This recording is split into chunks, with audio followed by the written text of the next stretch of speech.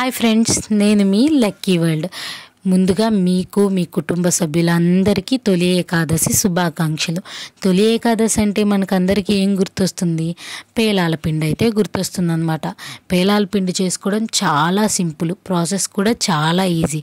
వంట రాని వాళ్ళు, అసలు కిచెన్ వంకే చూడని వాళ్ళు కూడా చాలా ఈజీగా చేసుకునే ప్రాసెస్ అనమాట. మీకు ఆ ప్రాసెస్ ఎలా ఉంటుంది, ఎలా చేస్తారైతే నేను చూపించేస్తాను చూడండి. ముందుగా పేలాలు తీసుకొని పక్కన పెట్టుకోవాలి, కొన్ని పేలాలు. తరువాత ఒక బాండీ తీసుకొని అందులో నెయ్యి వేసుకొని కొన్ని జీడిపప్పు, బాదం పప్పు బాగా వేయించుకొని పక్కన పెట్టుకోవాలి. ఇప్పుడు మిక్సీ జార్ తీసుకొని పేలాలు అయితే అందులో వేసుకోవాలి. నేను జొన్న పేలాలతో చేస్తున్నానండి. ఇవి మొక్కజొన్న పేలాలతో కూడా చేసుకోవచ్చు, సేమ్ టేస్టే వస్తుందన్నమాట. ఇప్పుడు పేలాల పిండిలో కొన్ని ఎండు కొబ్బరి ముక్కలు, ఒక 3-4 యాలుక్కాయలు, మనం వేయించి పెట్టుకున్న బాదం పప్పు, జీడిపప్పు సగం అయితే వేసుకుందాము. తర్వాత కొన్ని అంటే కొంత మొత్తంలో బెల్లం అయితే వేసుకుందాం, రుచికి సరిపడినంత. దీన్ని బాగా పొడిలాగా పట్టుకోవాలి.